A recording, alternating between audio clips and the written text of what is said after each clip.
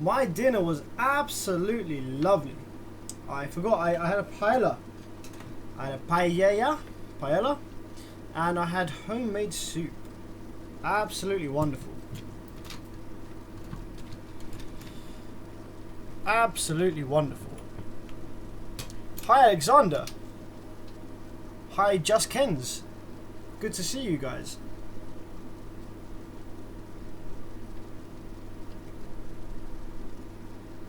I am suitably refreshed. I have had my food and I feel great. Sure, you can go through. Are you in a hurry? I wonder if anybody will get that reference.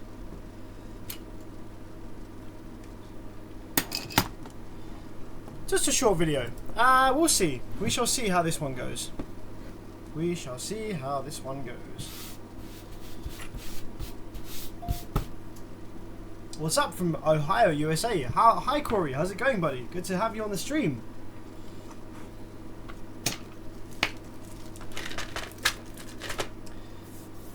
Okay, so this amplifier, if you watched my live stream a little bit earlier today, we rewound one of the inductors here.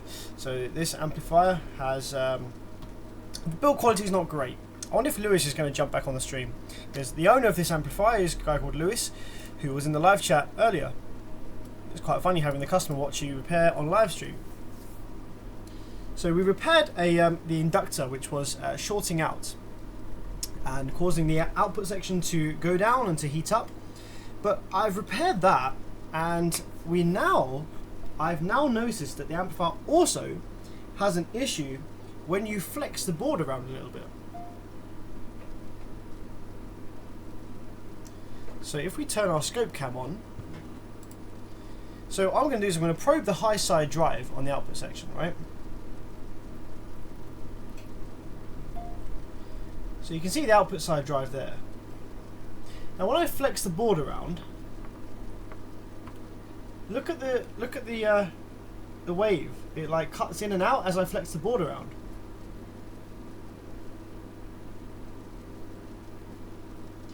So that's no good. I need to find out why the hell it's doing that. So obviously all pointers, all things point towards a dodgy solder connection. So the first thing I'm going to do is I'm going to try and refresh all of the solder joints on the output section drive wave. Yeah, the YouTube notifications seem to be really hit and miss. I see. Lewis is here. So yeah, Lewis, we fixed the issue with your inductor, but the amplifier, as you can see here, if we power it back on again, it goes into operation, but as you move the board around, it cuts in and out, which is no good whatsoever. So we need to find out why the hell that is. Why the hell is it doing that? And obviously, the most obvious thing there points towards a potential poor solder connection. So we're going to go around and refresh the solder connections of all the parts that I can see have been replaced at one point in this amplifier's life. So in this amplifier's life, we have new driver transistors here. Obviously, I've replaced all the solder on the FETs, I've replaced the solder on the rectifiers and the power supply section, etc. Sounds expensive. Not really. It's just my time, really. We haven't had to replace any parts other than the two FETs that I accidentally shorted out on my workbench. But I had two spares that are the same batch, so that's perfect.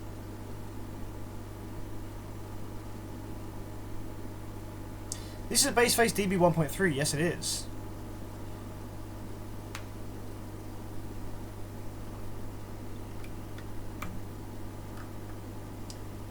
So let's get rid of that 8 volts sitting there. 8 volts is still on the caps here, so let's short that out so we can actually work on this amp. Still got 6 volts.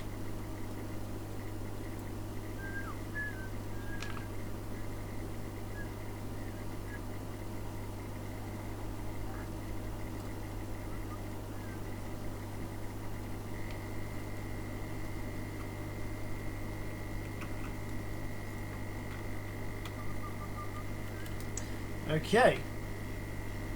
So let's refresh the solder on the drive circuit. So the drive circuit is just over here.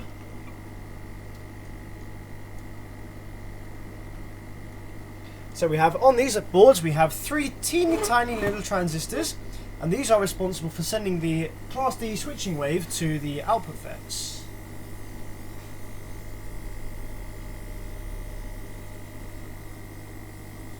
Are there any UK-based amplifier companies that use different boards, or are they the same as the boards here in the US?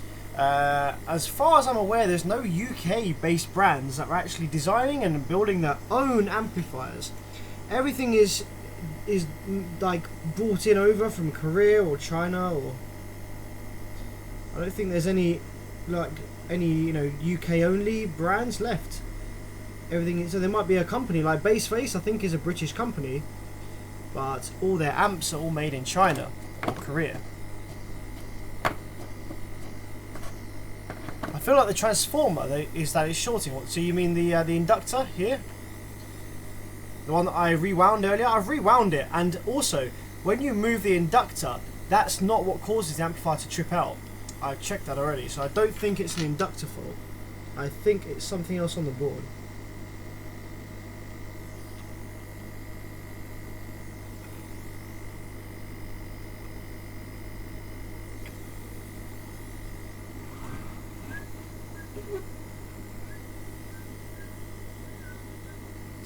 I only popped in quickly in between break time. Can't wait to get home later, says Jesse.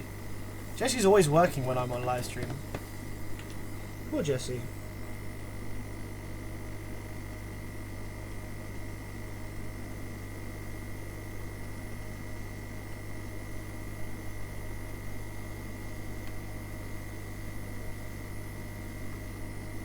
Okay.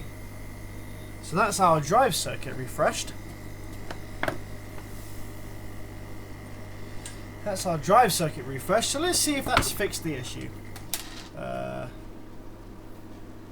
some of the solder on that drive circuit did look a little bit old, so let's see if that's fixed our issue.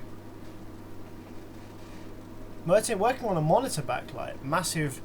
Missed the restart. What are you doing? I'm still working on this Bassface DB1.3. This thing is shorting out, or it's dropping out the Class D switch when you flex the board. So when you flex it a little bit like this, it drops the Class D switch on the outputs.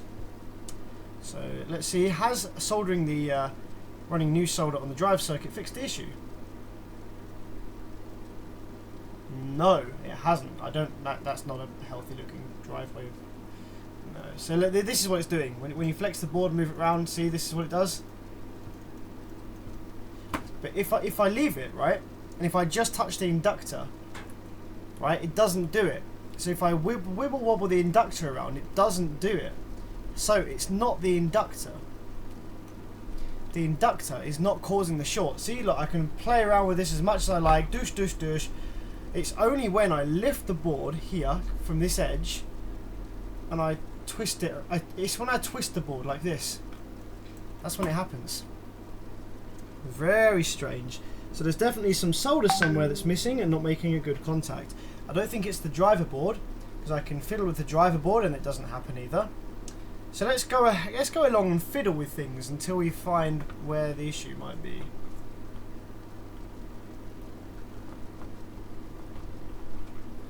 And we can see that when this happens, right? When this happens, I'm going to probe the power supply section. The power supply doesn't drop out. The power supply keeps on chugging away. So it's not the power supply that's dropping out. I'm just going to see which of these rails or which of these parts drops out. So this is the high side switch. So that doesn't look good. So let's have a look at, let's probe our low side switch. Let's probe our low side drive wave. Because that might be what's causing this thing to trip out. So if I put it onto AC coupling, zoom in a little bit here. So it's our low side drive wave. Our low side drive wave is tripping the hell out when we spin the board. Okay. That can be for a number of reasons.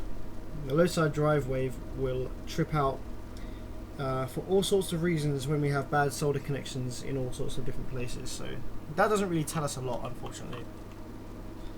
Bad solder joint, maybe. Yeah, it's definitely a bad solder joint, but just where? Just where is that bad solder joint, I wonder.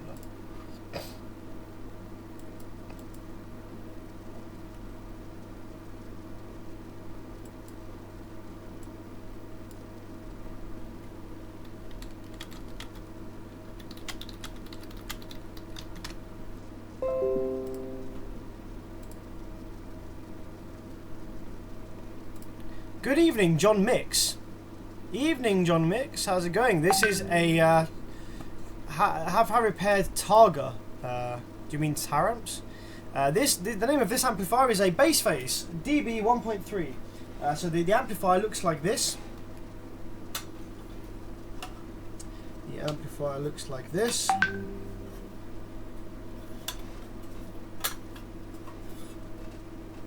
See there?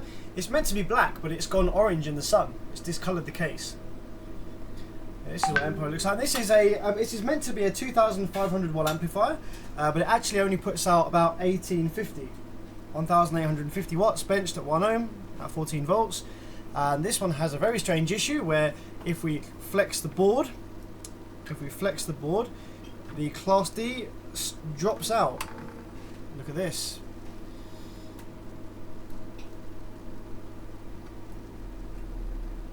Very strange. So the next thing I'm going to do is I'm going to go along and I'm going to refresh the solder on the gate resistors and the pull down resistors. Gate resistors and pull down resistors.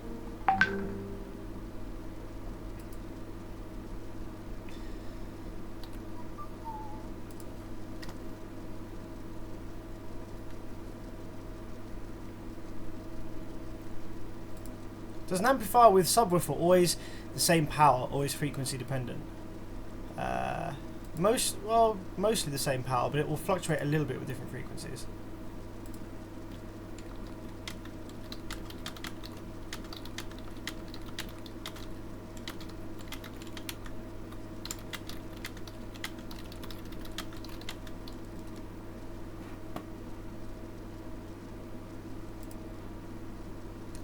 Yeah, everyone. So I think dry joints as well. I mean, the obvious cause for this is like dry joints, some dodgy broken. I mean, the obvious thing is there's definitely a broken solder connection somewhere.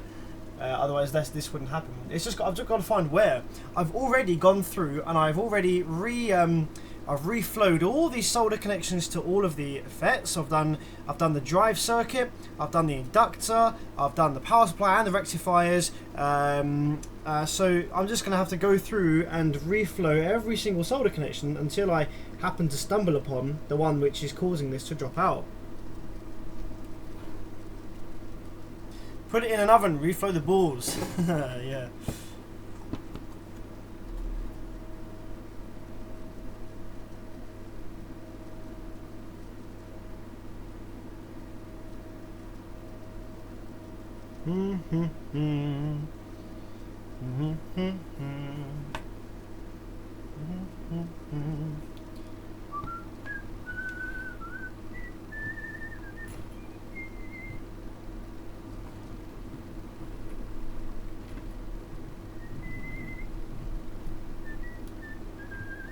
It can be a broken trace, not only solder joints. Yes, it can.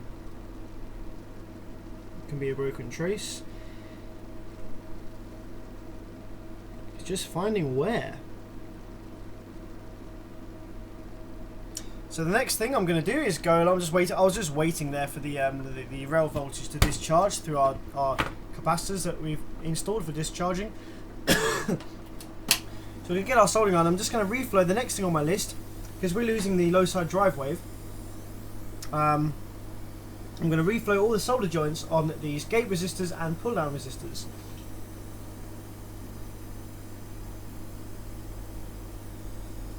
John Mix, tonight I work on old Soundstream reference series, 20 years old, bloody hell. A broken trace. A broken trace.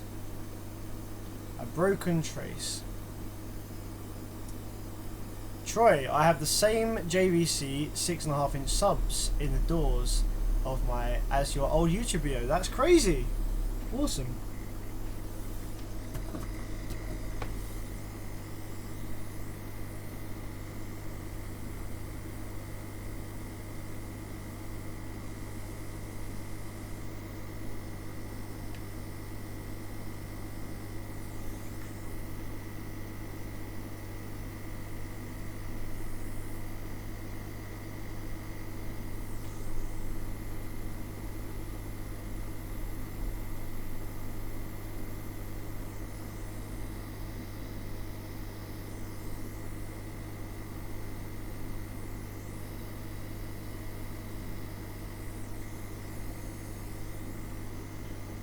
If Vanessa pops up on the live chat, I want to know how her Orion repair has been going. She's working on an Orion D2400 that I've been advising her on the repair procedure. And she had a snapped inductor. She had a snapped inductor, which is a very common issue. Coogan says, sorry, I mean, have you repaired any Infinity Kappa? Mine has a disturbance coming out of one channel. I haven't repaired any Infinity Kappa, no. But I have probably repaired very similar amplifiers.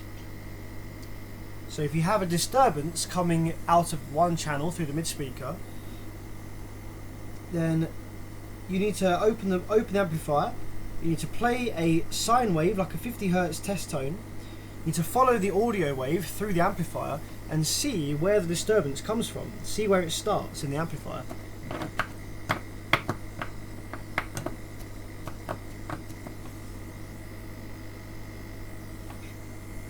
This is one of the cheapest amplifier boards that I've worked on. So Bassface are quite cheap amplifiers anyway, but this is one of their version, this is a version 2. So this is like very, very early on, and it's really cheap build quality from China.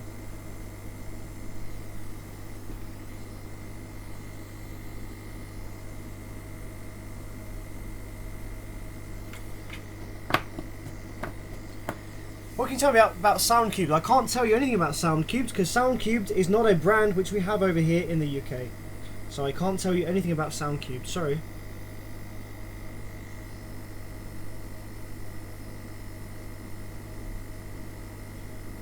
Because I have had absolutely no experience with any Soundcubed equipment.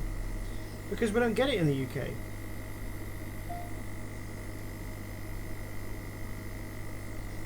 I do know that it's a sister company of Digital Designs. It's Jas's son, I think, or something like that. Jas's brother, can't remember.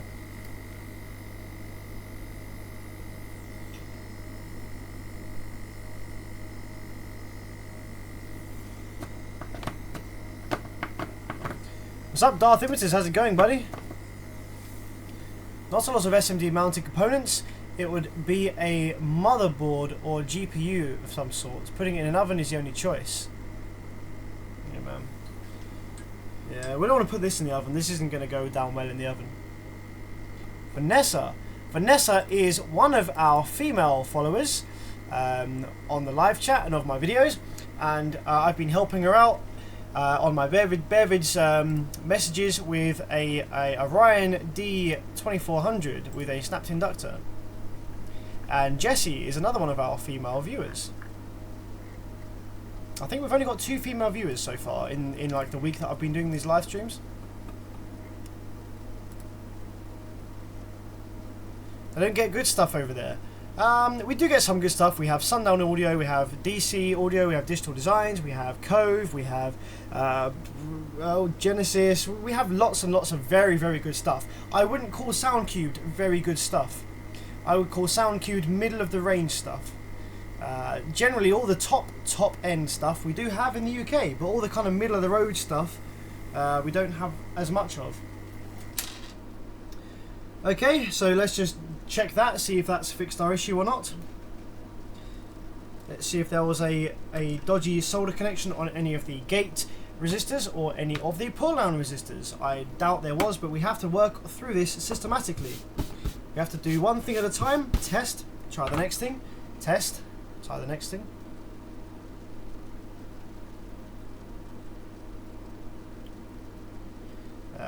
I can tell you straight away that we haven't fixed that. No. So we still have the issue. Still have the issue. Okay. I'm going to power it up, and what I'm going to do is I'm going to look for things on the board that are fluctuating or like tripping out. So I need to find a bit of the board that causes the issue when I flex it. Here we go. That'll do. Okay. Holy moly! Whoa! Whoa! What?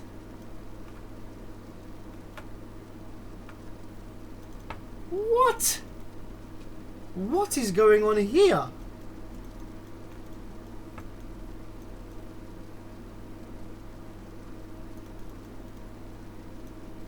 Oh my good lord. So I think I might have found the issue. I think one of these small diodes here has a poor solder connection. That was the first thing I just decided to probe just then. So we have some diodes here which are to do with the small voltages for the driver section, and also feedback loop for the driver section. So I'm going to go ahead and resolder all of these diodes and see whether that fixes it.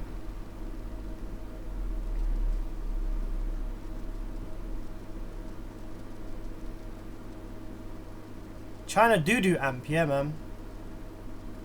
I'm talking about Sound Cubed.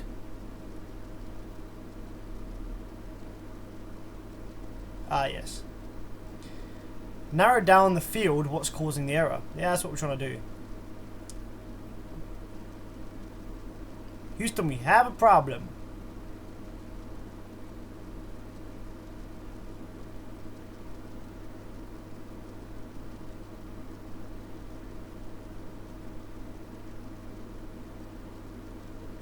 All kinds of fuckery. Yes, all kinds of fuckery going on here. Cougar, nobody can repair my Infinity. I can only really repair an amplifier if it's on my bench. There's very limited help I can give to people over the web. It depends on your skill level and how much you're willing to do. So I can tell you to test this, but at the end of the day, it's all down to your own initiative. Without me being there and without me being able to probe things on the board, it's very hard for me to remotely repair your amplifier over the internet. It doesn't tend to work out too well. So I can tell you what I think the issue, where I think the issue might be based on the symptoms of your amplifier, and I can tell you where to look, like I'm doing with Vanessa with her Orion. But I can't tell you exactly how to repair the amplifier from start to finish over the internet. It doesn't work like that.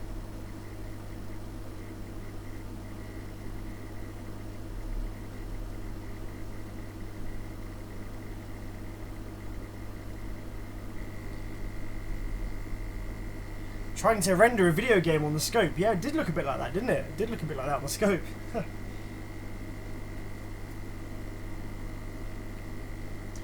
So we've got 1 volt on the rails, that's fine. Let's get some fresh solder on these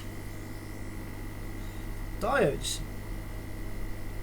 See if that solves it.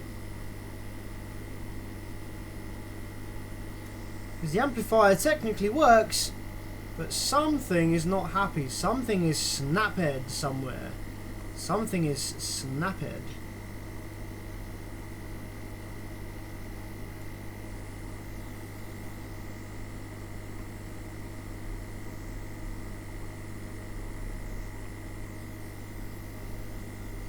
What else can I do with my trusty soldering iron whilst we're at it? Whilst we're here, what else can I reflow? Anything else that looks a bit iffy? Anything else around here look a bit iffy? Yeah, we mostly look alright. I know it's not the driver board because I've wiggled the driver board and it didn't make a difference, but so I know it's not the driver board.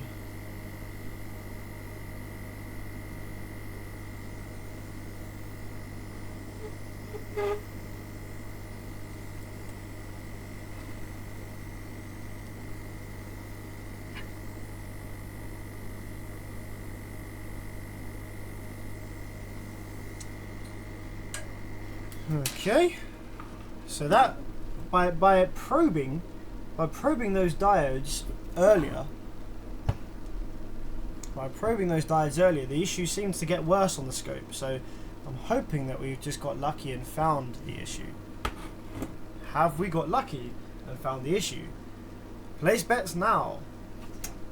Which amplifier is this? This is a base phase DB 1.3. Version 2. The skanky old version. Place bets now!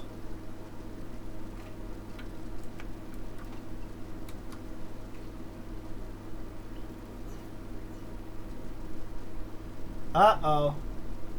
I don't think that fixed it due to how the wave just built itself. No! For fuck's sakes. Okay, right. Where are you? Where are you? Where are you? Stupid issue. Stupid issue.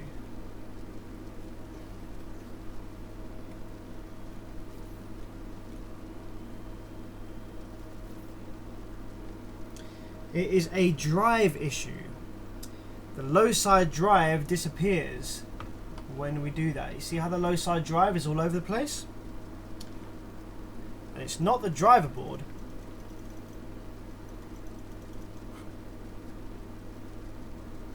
Right, when I push down on the board, so when I apply pressure downwards to the board, okay, now this is interesting to try and find where the issue is. So when I push downwards on the board, the drive is stable. However, when I lift up on the board, when I lift up at the rail caps, so if I lift this up, it's still fine. Nope. It's like somewhere in between. And you see how the wave like slowly builds there? That's really uncommon for the low side, for the drive to build like that. That's really uncommon. So I'm going to probe some of these driver board things and let's see if anything changes. So let's have a look. Here we go. You see the modulation wave here changes. So this is our drive wave. So this is changing when we flex the board. So let's see what else is changing. That's changing. That's our low side drive output. That's not getting affected.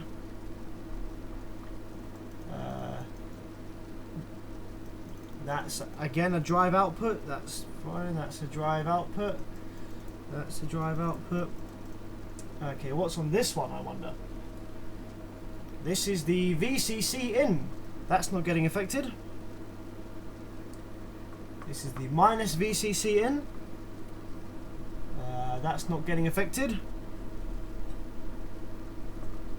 That's probably the audio input. That's not getting affected. What's that one? Pin 1. Pin 1 jumps up and down all over the place when the issue presents itself here. So let's see what's connected to pin 1, because I wonder whether that will point us in the correct direction.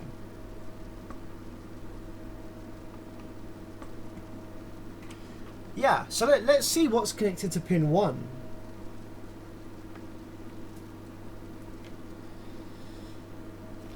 Seems slightly better than before. Nah, it's not. It's just because it's intermittent. It depends where I hold it. Lewis might have a nice paperweight shipped back. Keep soldering. What's the best place to order parts and compare components that aren't available? It depends what country you're in. Depends what country you're in, Dylan. So the best place for me to order parts from and components is either Mercatio, which is a uk.co.uk website, which is for businesses and gives me good prices on components, or RS Components is one of the better ones to order from. If you're in America, I think you can order from DigiKey, Mouser, what else you got over in the States? Mouser and DigiKey. You might have RS Components in America as well. It wouldn't be anything loose you added or moving and touching something adjacent when flexing. No, I don't think so, buddy. No, I don't think so. I don't think it's this inductor either. Like, the amp was doing the same thing before I removed and reseated the inductor. So the chances of the same short being present after I found the short and fixed it on the inductor are very slim.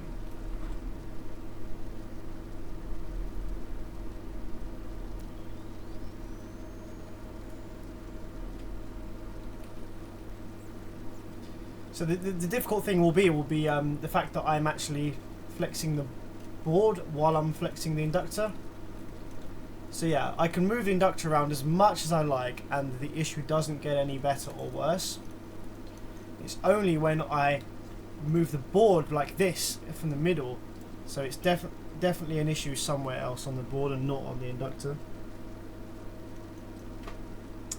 So yeah, anyway, let's find what happens with pin number 1, because pin number 1 on the driver board was jumping up and down a little bit. So what's pin 1 connected to? Pin 1 has a trace on the bottom of the board because I can't see the trace on the top here. So let's flip her over and let's have a look what pin 1 goes to. Pin 1 goes over here. Let's do this so you guys can see. So this is our pin 1 of the driver board, which seemed to have some jumping voltage on it when the issue was jumping around. The main man. Take a toothpick and poke individual components. I could try that. The only difficult thing with doing that is as I poke the component, the board will be slightly flexing, but that could take a while, but that's something I could do. But I'm interested to see about pin 1 just at this moment in time. Pin 1 goes all the way over here, follow it back round, goes to this small component over here. Now what is that component over there? That is a capacitor. Okay, so that is probably a DC blocking capacitor. So when the issue happens, it does pulse some sort of DC or some AC through there. So where does that capacitor then go to? Let's have a look. That goes out of the capacitor and it goes to this small piece of drive circuit here, which then goes off into, forks off into a million other places. Ah, that's useful. Not useful, because that forks off into pretty much everywhere else. That's annoying.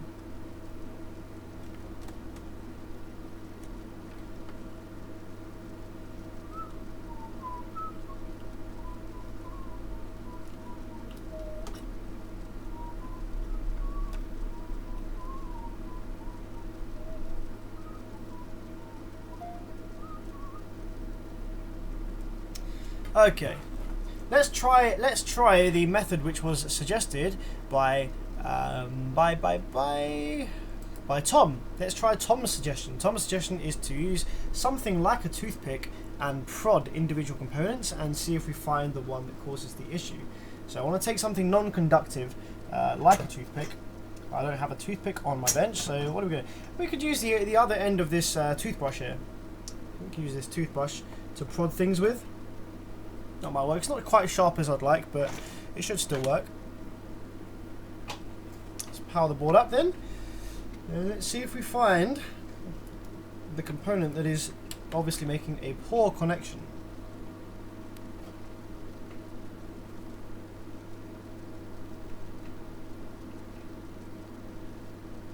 So I'm going to hold the board down, because holding the board down seems to get this thing to actually work. Okay, so let's start prodding some stuff.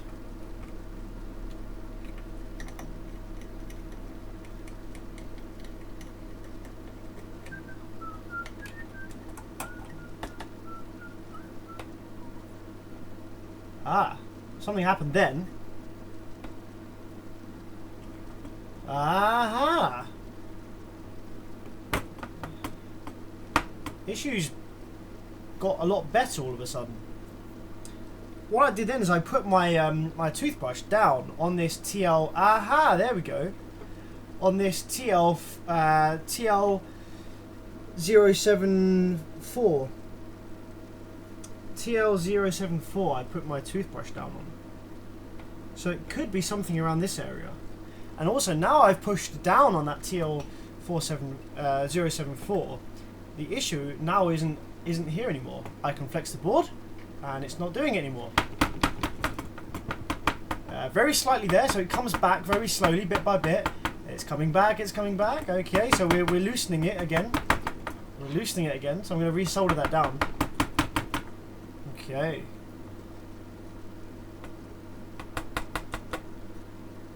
So that's my next port, of course. So well done to Tom. That was a good method, taking something non-conductive and prodding the board. Thank you very much. So I'm going to resolder, run some fresh solder over that TL474 area.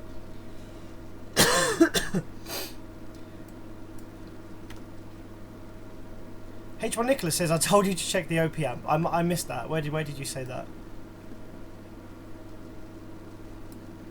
I missed that comment.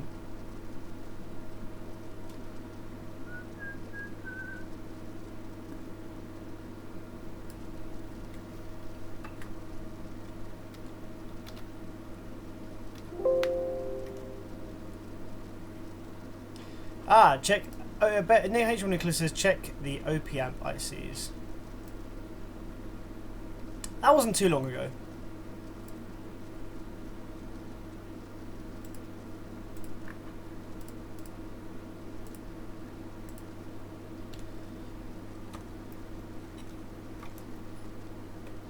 Yeah, H1 Nicholas is becoming famous on my live streams for magically resolving, or just magically happening to know the issue on my amplifier without even being here, and with seeing very limited demonstration of what's going on. Whenever you see a comment from H1 Nicholas in the live chat, somebody repeat it for me, because it will probably fix my issue. Probably fix my issue. H1 Nicholas is very, very experienced, so I'm very glad to have him on the live streams.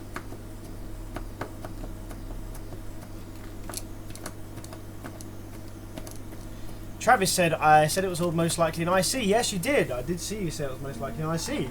So, a few people in the live chat. Who wants to come and work for me then?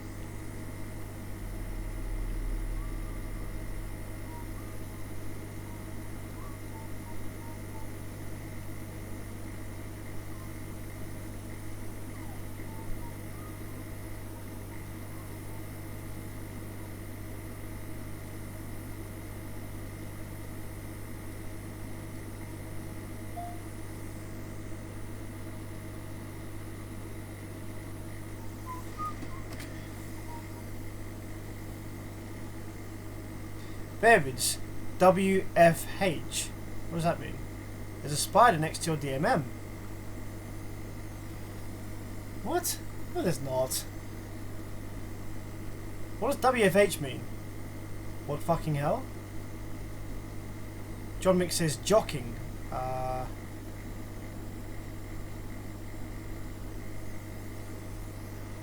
Oh, maybe he means joking.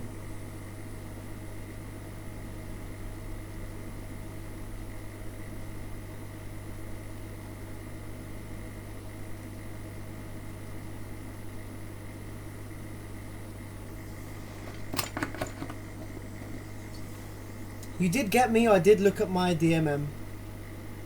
I did look. You got me.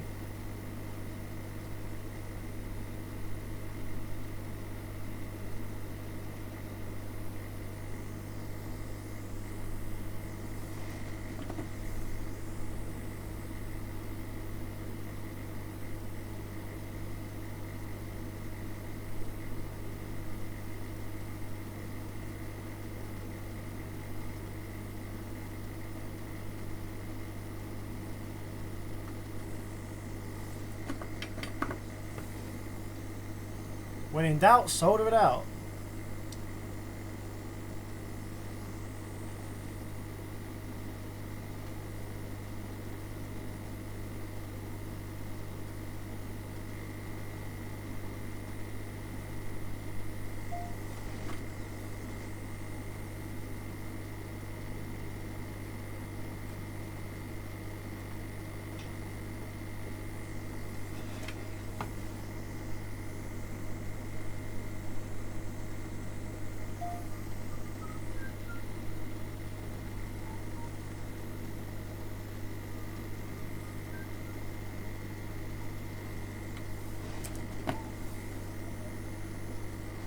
Okay, so I've just soldered reflowed the solder joints on 2 of those 074 ICs. Let's see if that has helped, or if the issue is around that area, but not exactly at that area.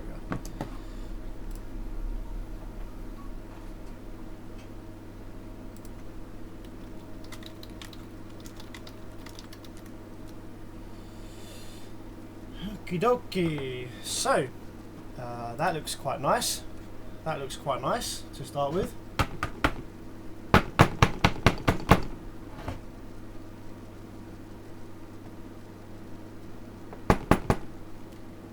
There we go. So, poor solder connection on 074 IC. So, who won that one then? BearVid0, Live Chat 1. H1 Nicholas and a few other guys in the comments got there before I did with the OP amp on the input section. So well done, guys. For those of you who are not experienced, you're learning something, and for those of you who are experienced, thank you very much.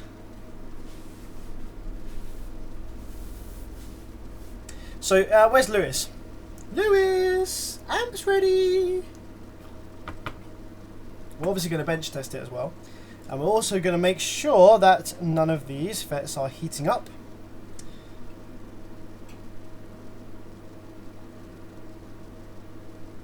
Staying stone cold here. Yep, it feels good to me. Stone cold up in here.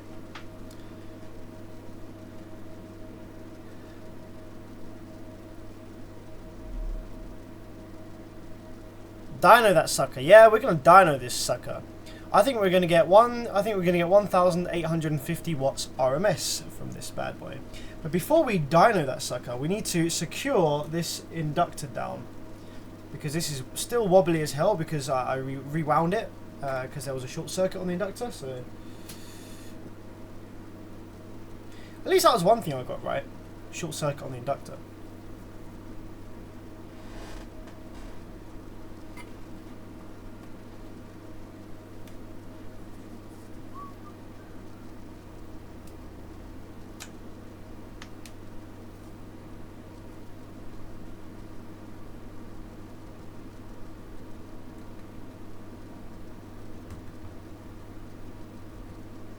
So we'll do around the top first to secure the wires in at the top. We're also going to go underneath as well to seal it down to the board.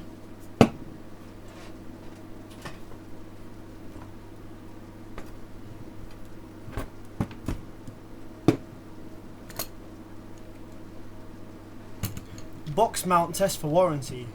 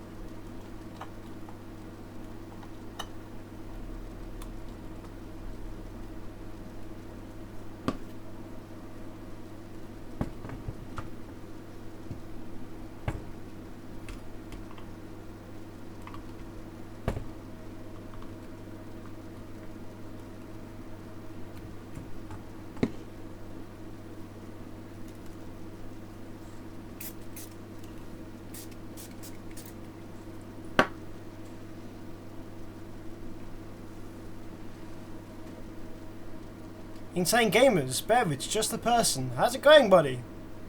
What kind of glues are you using? I'm using the Digital Designs CA glue, which is incredibly strong, like ridiculously super flipping strong. What temperature do you run your soldering stuff at? I run my iron between 320 degrees Celsius and 400 degrees Celsius. That's what it says on my AOUA soldering station, but I don't know how accurate it is. It could be pretty inaccurate, but that's just the numbers. This is not a Pioneer amp, no, this is a base face, DB 1.3.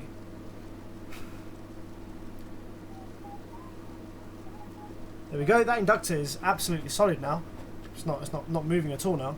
I'm still going to strengthen it up a little bit more. I'm just going to add a little bit more CA glue, just for good measure. because those of us running a base phase DB 1.3 are more likely to mount it to the box than those who are not running DB 1.3. It's DB 1.3 is definitely a box mount user kind of amplifier. Nothing against Lewis. Lewis is cool, but a high percentage of base phase DB 1.3 users will mount the amplifier to the box and then wonder why the thing stops working after a few months.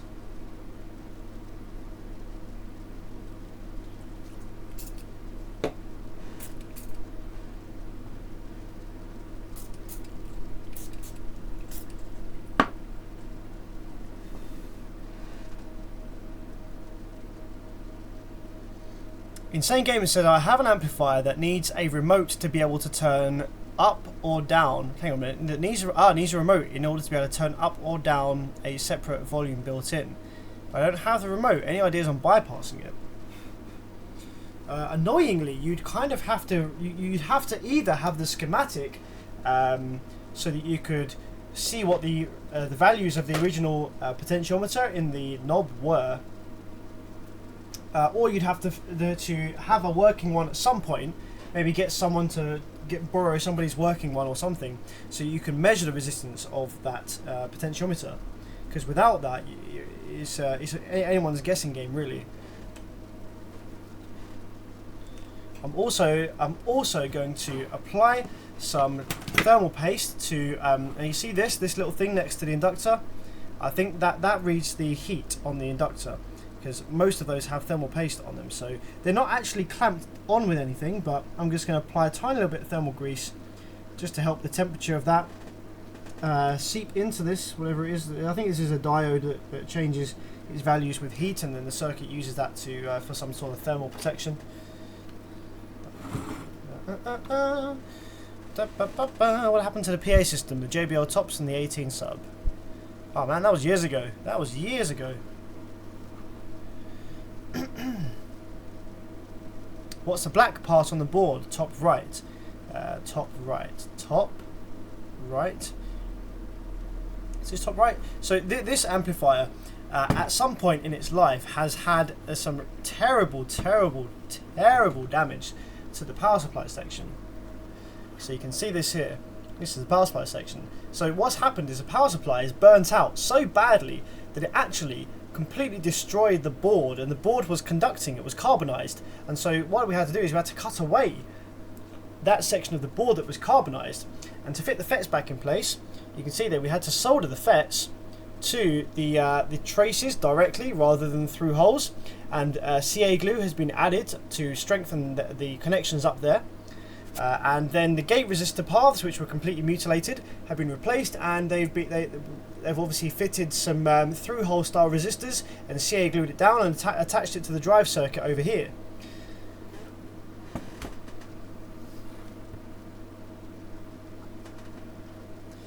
The power supply, however, works beautifully in this amplifier. This repair has been done to a good standard, because although we had an issue with the output section, Lewis was saying that the power supply section was heating up really hot on the amplifier, but the power supply still didn't die. And I repaired this power supply. This amplifier came into me about a year ago. No, sorry, about 6 months ago. And when it came into me, this is when all this damage had happened, and I brought it in. I was like, dude, this is a write-off. This isn't even worth repairing. Look at the state of the board. I was like digging away at the board with the tweezers, and I was like, dude, this is fucked. And he was like, look, man, if you can bodge a repair and make it work, I need some bass. Then I'll pay you. Try and get it working again, and we'll go from there. So I was like, okay. This is pretty much a write-off, and I wouldn't cover this with warranty, but I'll get it working for you. And so I got it working for him, and it's been working ever since. And Lewis has had an issue with this amplifier, but it's not related to the power supply section that I repaired. It's related to the output section, and we had a bad solder joint from factory on the TL074Cs. So let's put this back in the case and bench test the crap out of it. Back in the case we go. Back in the case we go. Skitty kip pop pop. Do you look forward on fixing the speaker that you dropped £100 on rare transistors? On rare transistors, similar from 7 of them. A speaker with? Do you mean an amplifier, Martinez?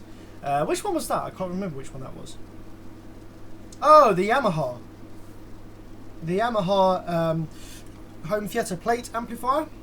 No, that one can wait for another lifetime. Like, you know, you say, oh, I'll put that off till next week, I'll put that off till next month. That one can wait for another lifetime until I touch that thing again. That thing is driving me nuts. It's killing expensive parts. I can't work out why.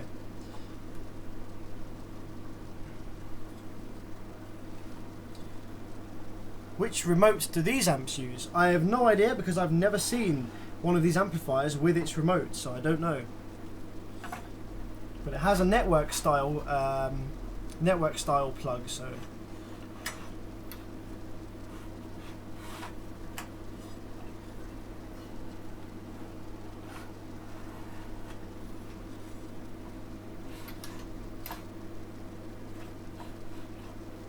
God damn it.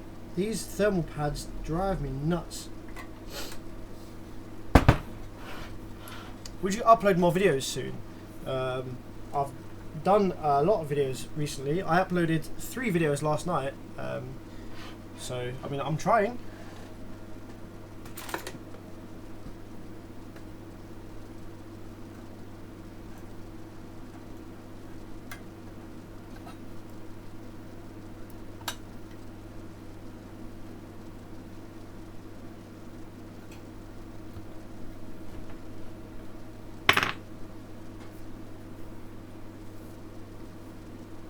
Hope it doesn't fire on the dyno. Yeah, me too. That would be a pain in the ass, wouldn't it? That would be a pain in the ass if it went boom on the dyno. Don't jinx it. Don't jinx it. It's gonna be fine. It's not gonna blow on the dyno. What are you trying to say? I could really not do with that right now. Because after we finish this amplifier, I need to jump in my car in the snow, go to the shops, pick up some snacks, and head over to a good friend's house for some snacks.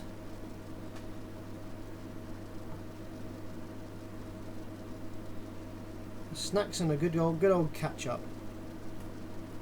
Okay.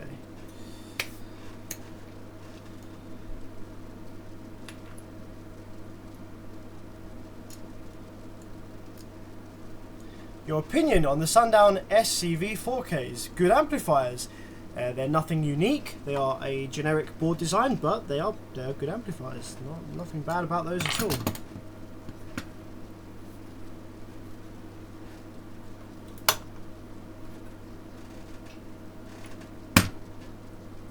Good build quality is the most important thing. It won't die with vibration.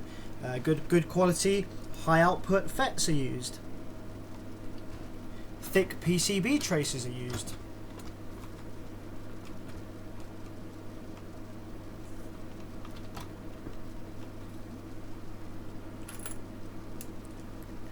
It's late over there, no. I think yes, it is pretty much 9 PM over here. Yeah, 9 PM.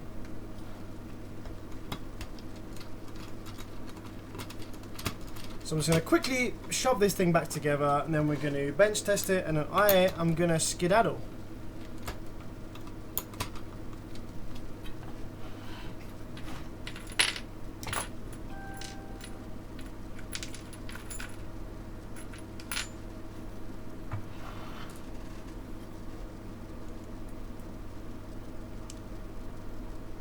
Shitlord says, now can you say harder, Daddy?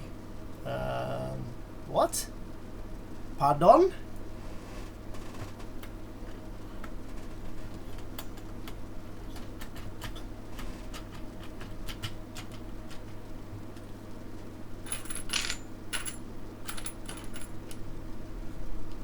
Why that JBL amp stay there in your back? Huh? What? What JBL amp? Oh, this JBL amp. This was the one that I was that one actually works. That's a JBL 1004 4-channel Class AB. That one works perfectly fine. I repaired that one, but I was using that one as a reference for another JBL 1004 because I needed to look at it, see what some of the components were on there.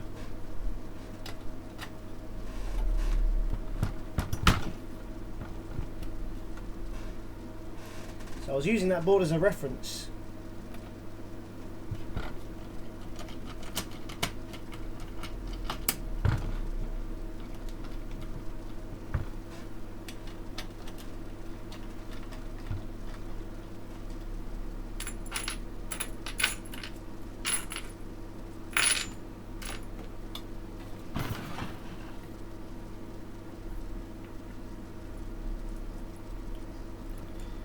I usually disregard amplifier manufacturer quality and skip straight to RMS ratings. Numbers is all that matters to me, but thinking about it now, what are good numbers? What are good numbers if the amp doesn't last? Indeed. Indeed.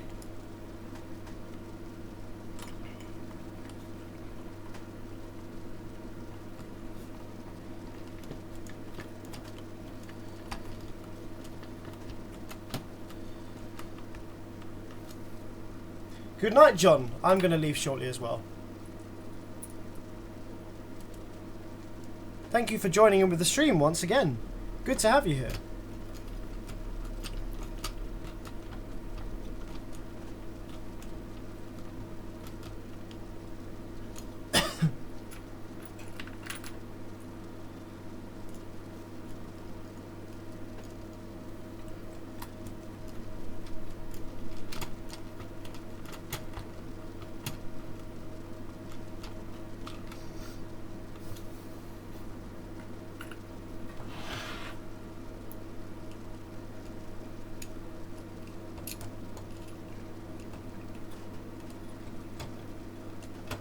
Crap amps are usually rated way beyond what they can handle for the sake of selling them fast. Indeed, yes. It's all about sales numbers, sales figures, how much profit can we make.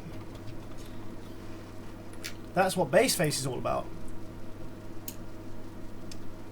They're not thinking about the long-term customer.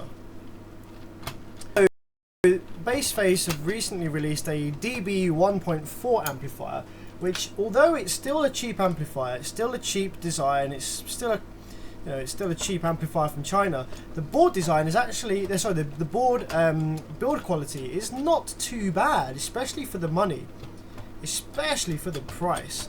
It's very hard to beat in terms of power output versus the money that you pay. Oh no! For fuck's sake, this is for fuck's sake.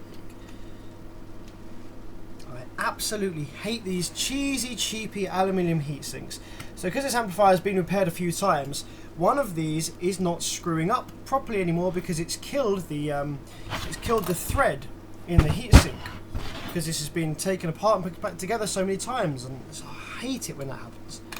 It means I've got to go and find myself another screw that's bigger that I can force into the hole. That's super annoying.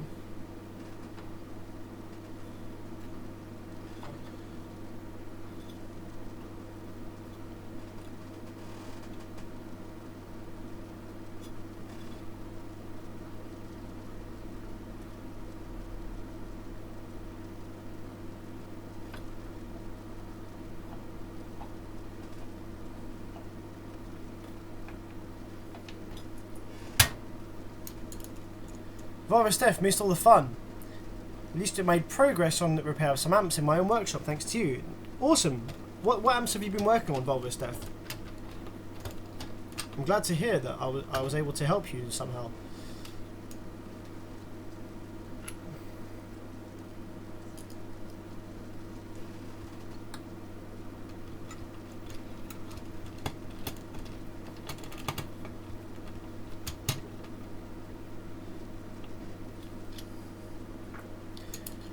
Rockford do a decent amount overrated most of the time. Yeah, rock solid. Rockford, rock solid. Rockford do make very nice amplifiers, and they are not a generic board either. I mean, the Rockford Prime series are a generic board design, but the Rockford, the Punch and the Power series, etc., are mostly their own board designs. So they've actually employed someone to design them an amplifier board from scratch that does what they want it to do, and they're very good. Not bad at all.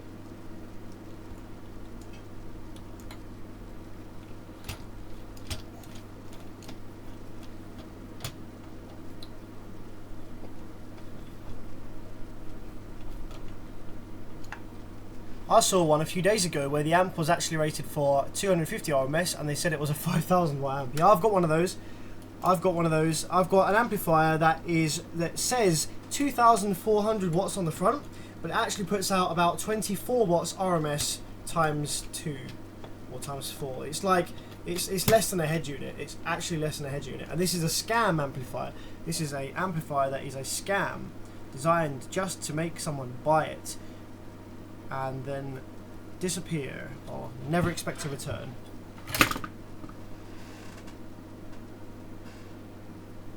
Goddamn scam amplifiers.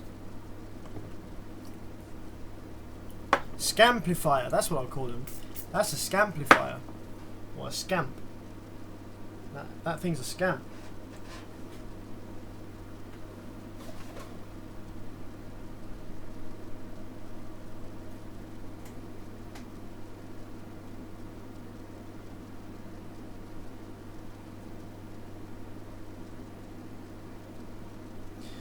Yeah, don't worry about repairing crap amplifiers if you're learning. They're the best ones to repair, because it's not so much of a headache when they don't work or when they blow up, because they're not worth as much, which is nice.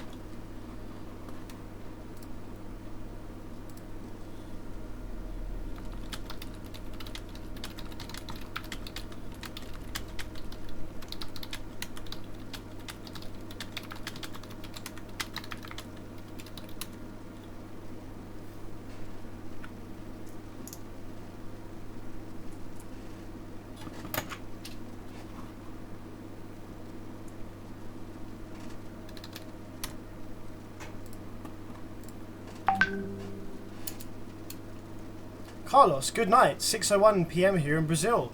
It is 1 minute past 9 in the evening here in the UK, and I'm gonna shoot off quite shortly. As soon as we've bench tested this amplifier for Lewis, made sure that it is solid and gonna work well going forward, I'll be shooting off, getting some snacks and watching some films.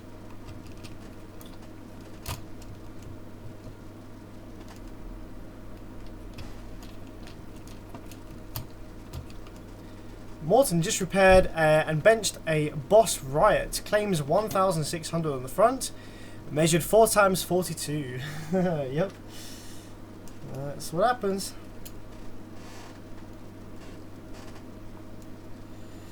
Boss.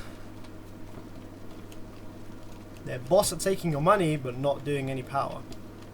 Thanks for the video. Keep them coming. Got to go to work now. 4 PM in Florida. Awesome. Thank you for watching, Brad. Stick around for more live streams in the future.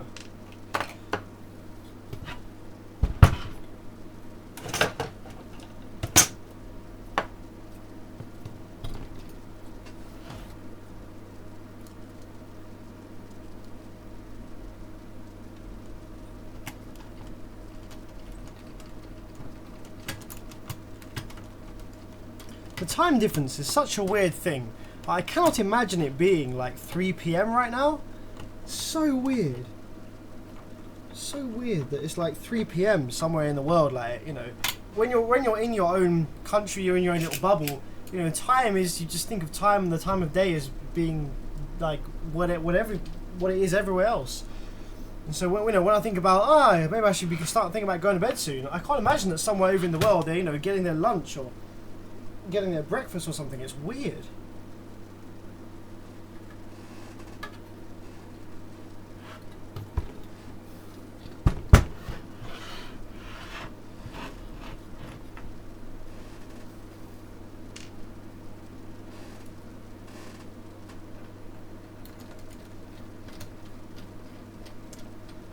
seem to have misplaced a MOSFET clamp on my desk somewhere.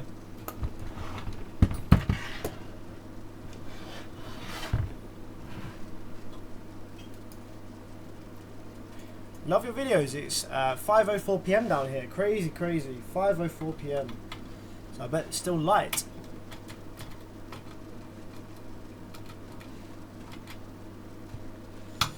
Right, where's my missing? Somewhere on my bench there's a MOSFET clamp that is hiding from me. Ah, there it is. There it is. I found you. Now this is the one that this is the clamp where the aluminium that we've lost the thread on the screw. I hate it when that happens. I'm going to remove the washer from this screw so that it sinks down further into the amplifier and hopefully grips onto some thread that still remains somewhere in there. I'm going to use a different screwdriver as well because that is getting in the way. There we go. That's better. There we go. Okay, so removing the washer solved that and made my life a bit easier. I always turn my amplifiers upside down like this and blow just in case any bits of stray solder have fallen down into the amplifier as I've been screwing it up, because that could blow straight away when I plug it back in. So let's just, and another thing I always do is I always power it up for the last time. After I've reassembled it, I always power it up one more time on the small power supply, just in case anything shorted to the case as we were putting her back together. Because this only takes an extra minute, and if we don't do this, occasionally, sometimes something can be shorted out against the case from putting it together, and then you power it up on your big power supply for the first time, and it blows up in smoke again, and you've just undone all your hard work, which is no fun at all. I love your vids. I noticed that you're working on an old Orion 5000 Chrome Beast. I have the previous model. Love it, but it's old. Yeah, they're fantastic amplifiers. They're very nice amplifiers. They're an absolute headache to work on from a repair point of view. But luckily, the issue with mine was very, very simple. It was just a switch on the preamplifier board that fixed it.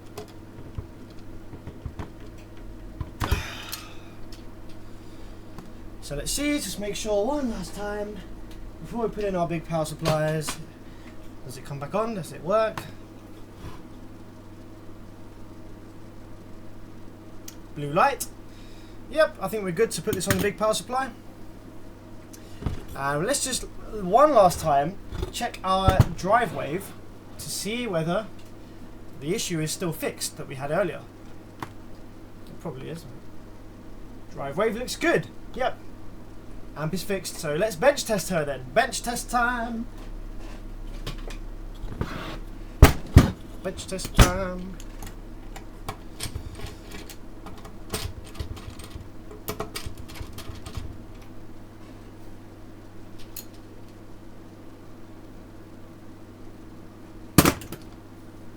Have you ever worked on Fusion amps? No, interestingly enough, I haven't actually worked on Fusion amps. Fusion is a brand that we have quite a lot of here in the UK, but I haven't worked on any of their amplifiers.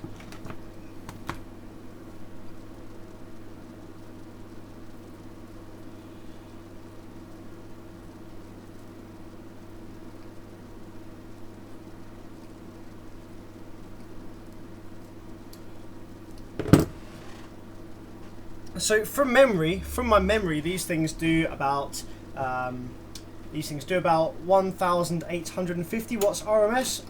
What do you guys reckon?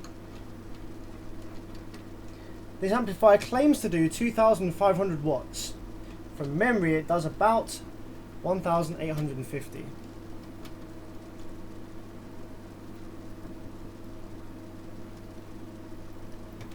Is Lewis still watching? Washer may scratch power amplifier case surface. Remove washer. Ah yes, small washer. Thank you, Carlos.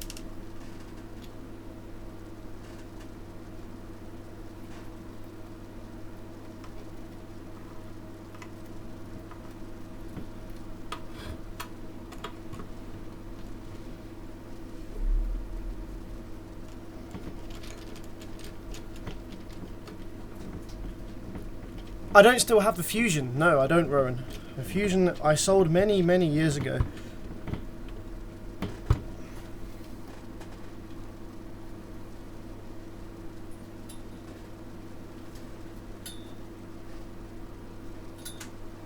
Have you worked on a cab 1600.1?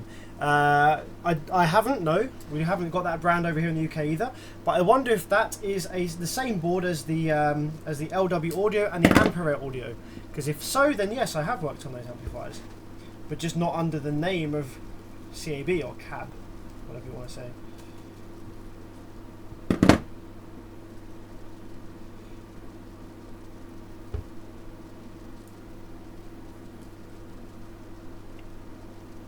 I have had the privilege to work on a USA amps. I have had the privilege to work on 2 different types of US amps. So I've worked on the good old, the proper good old US amps, like the great big long surfboard amplifiers, Class AB, big power. And I've also worked on some of the newer crappy US amps after they changed hands. And the newer crappy US amps are an absolute nightmare to work on. The older ones aren't too much of a nightmare to work on, apart from the physical side, because they're a nightmare to take apart. Yeah, like the boards are so long and they don't split them down the middle or anything, and they're all flopping around it. Yeah, they're headaches to work on in that sense. But the circuits are lovely in the old US amps. The new ones kind of suck.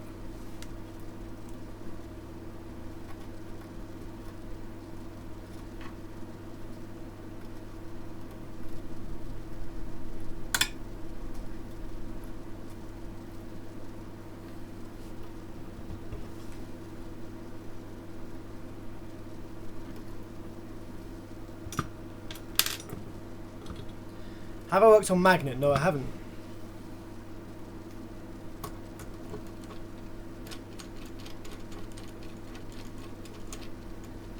MTX, yeah, also very nice amplifier designs. Can you tell me about Z Audio? I can't. I have never seen or worked on Z Audio.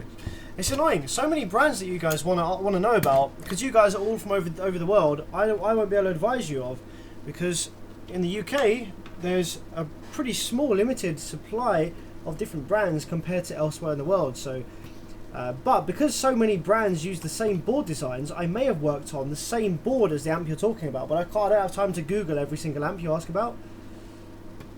So annoyingly, most of the time, the answer is going to be no. If you ask me, have I worked on this, have I worked on this, and you're in the States, the answer is most likely going to be no, unless it is a brand that is, you know, very, very worldwide. Right, 1 ohm dummy loads.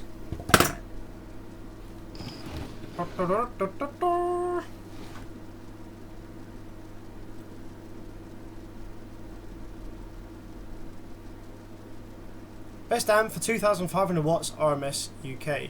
The best value for money, so the best value for money, the cheapest legitimate real 2,500 watts RMS you can get in the UK, brand new, is the Bassface DB 1.4. I don't like Bassface, but the DB 1.4 is a pretty good amplifier. I've worked on those.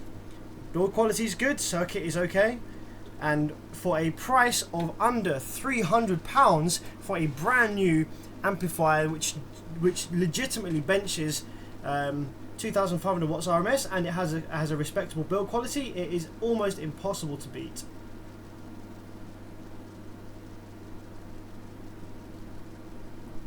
Have you worked on Gas Audio? No, but I've heard a lot about Gas Audio being very shit. So Gas Audio is all over Europe and Sweden and other places at the moment.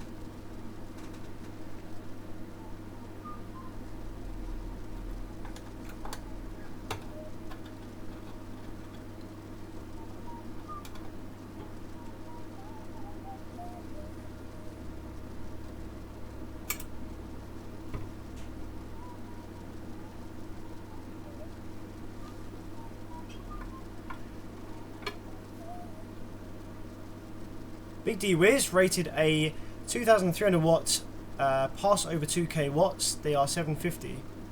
What amp is that you're talking about, buddy? My friend got his hands on 2 Sundown amps for only €40, and the problem was only some bad soldering. That's pretty cool. Do you listen to Get Darker TV? No, I don't. I have a Lanza Opti on the bench now. Lanza Optis aren't the same as what they used to be, but they're still not bad. If you want to buy, actually, a Lanza Opti amplifiers that you can buy brand new these days from Amazon, right? The actual amplifier itself, the components and stuff and the board design is absolutely fine. It will make rated power there or thereabouts. The problem with them is the build quality is absolutely shocking. So if you want to buy a new Lanza amplifier from Amazon or wherever in your country, you know, for super cheap, I'm talking like a 7,000 watt amplifier for like 300 or 400 pounds, or like maybe 400 bucks from Amazon, brand new. When you get it, open it up, take the back off the amplifier, void the warranty, doesn't matter, and dump a crap load of CA glue all on the transformers and the inductors, all around the bases of the inductors, all around the bases of the transformers, because they're not seated down properly. And also check all the solder connections, check that nothing is kind of loose or has been assembled incorrectly on those amplifiers, because the build quality, it looks like they've been put together by fish. But if you told a fish to assemble a car amplifier, that's what the Lanza amplifiers look like. But the actual components and the circuit design is fine. So if you can get the amplifier home and sort out the build quality, then they're actually fine. And they do make pretty much rated power.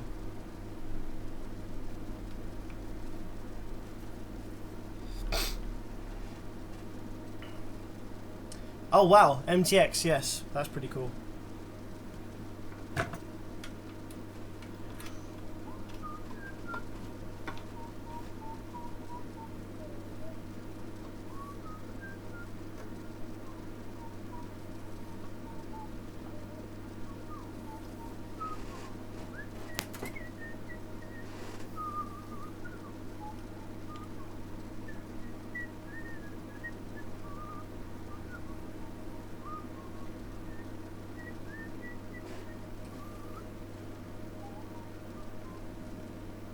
I'm going to test it with 45 Hz today. I'm feeling in a 45 Hz kind of mood.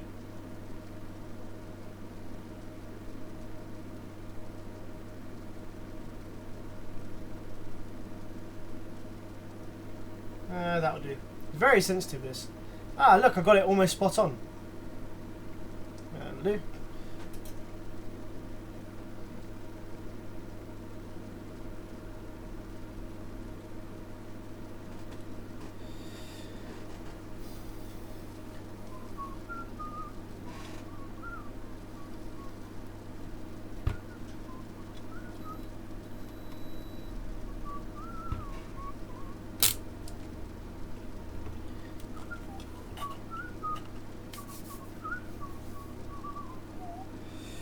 Okay, power time. See how much power she makes.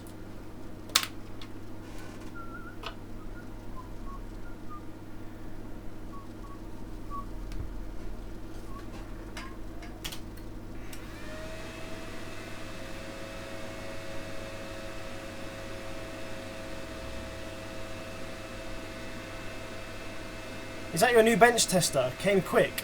No. That is my frequency generator. I've had this for a while now.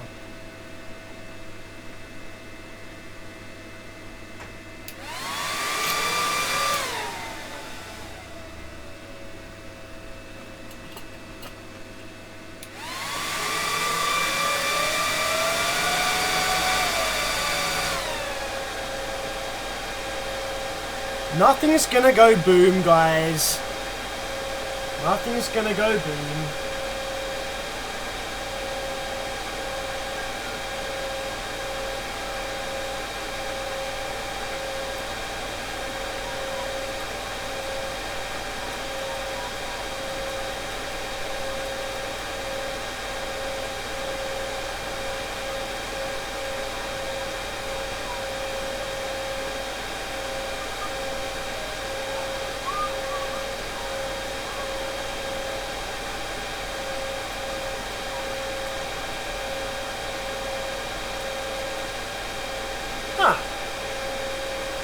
Why don't we have any output?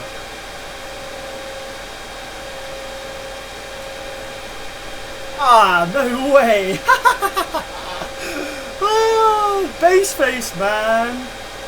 So on the amplifier, right, you got your speaker terminals here, and the speaker terminals that are labelled up with positive are actually negatives, they're grounds, and the speaker terminals that are labelled up with negative are actually positive.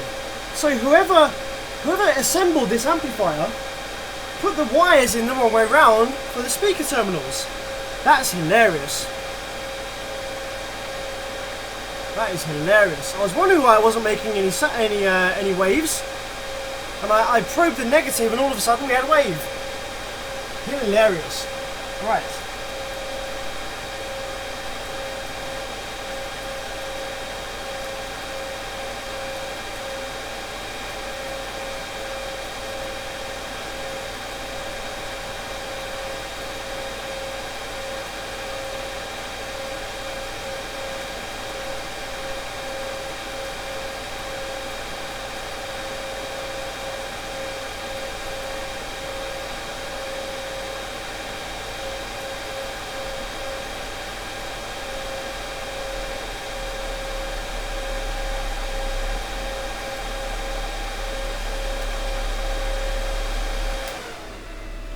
Okay, so we're going to use a little bit of soft clip on this test.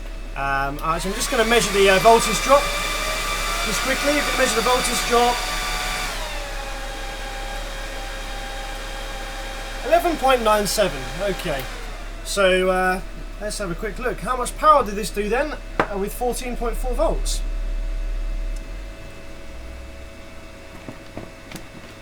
How much power did this do? We're going to use a little bit of soft clip. So this small bit of soft clip is very usable. It's probably about, what's that, about 5% THD.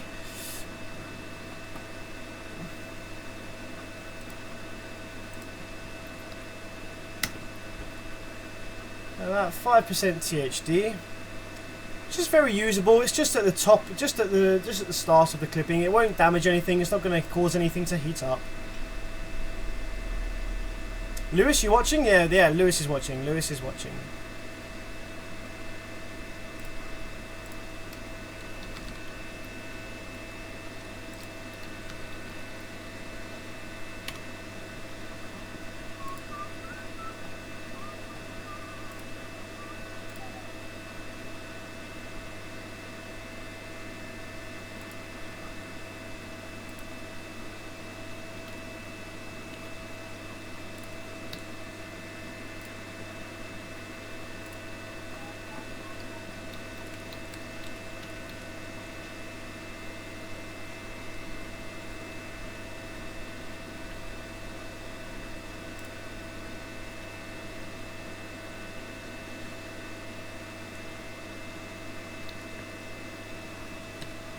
Okay, holy moly, holy crap, I was spot on with my guess as for the power output. So that amplifier just did 1,854 watts RMS at 1 ohm, 14.4 volts. I was spot on with my guess.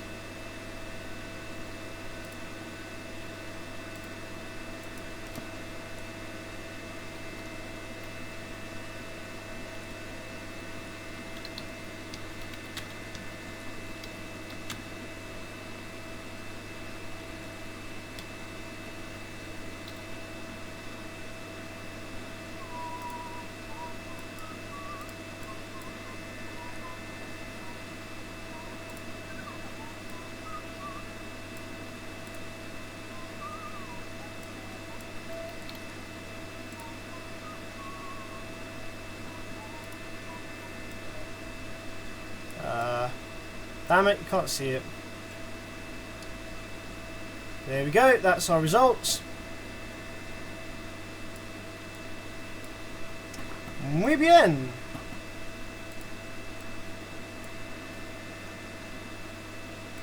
Lewis, what sub are you powering?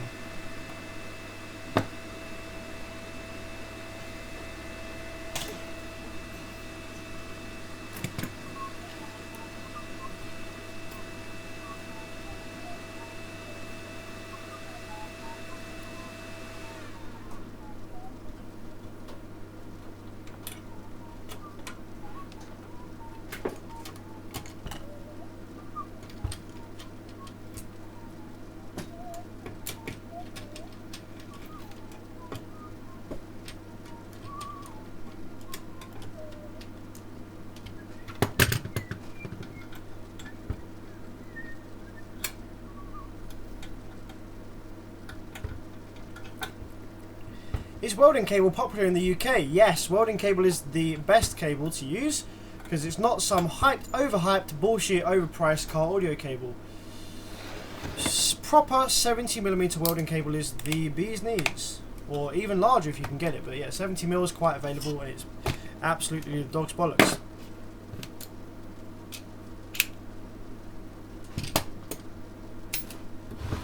So, Lewis, are you happy with that? Happy with those results? It does pretty much bang on what I expected. Now, Lewis, these screws here, these screws are crap, and they've been done up and undone so many times that actually I think these are just gonna spin in the holes now. DD512. So you're powering a 400 watt RMS amplifier. Sorry, a 400 watt RMS subwoofer. DD512B.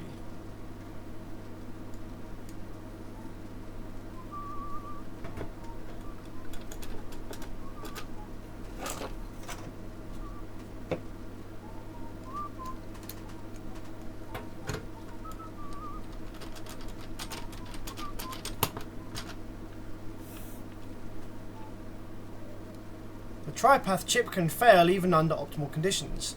Hey guys! Hi Terry. Hi Terry. Do you know what this is? That, my friends, is a TriPath chip. These are expensive and rubbish.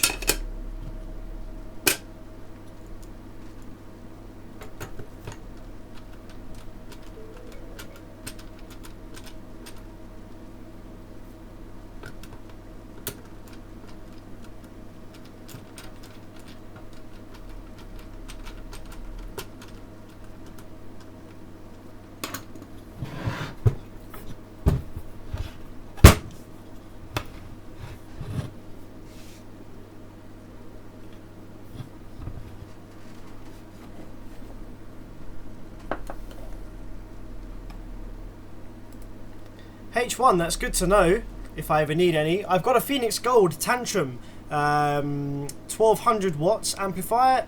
This TriPath amplifier that I am having problems with and I can't fix. Can't find where the fault is. That might be a good one to live stream actually. If anyone wants me to, if anybody wants me to, sorry, if anyone wants to see me try and tackle an amplifier that I am massively struggling with, if you want to see something that I can't fix, and you want to help me out, give me some positive suggestions, some positive vibes, then join me in the next live stream where I shall probably be looking at a Phoenix Gold Tantrum 1200.1. And I hope H1 Nicholas is going to jump on that one because that would be very, very much appreciated because H1 Nicholas will probably fix the amplifier just by looking at it.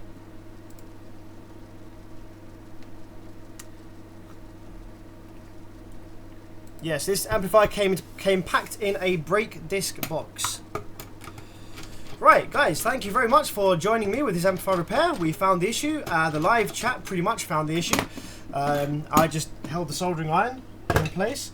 So thank you very much for keeping me company again in my lonely evenings in the workshop. I hope that you learned some stuff, and I hope you had a good time and was entertained watching the stream. Join me in the next live stream, where we'll be looking at something that I can't fix. Take it easy and have a good evening, guys.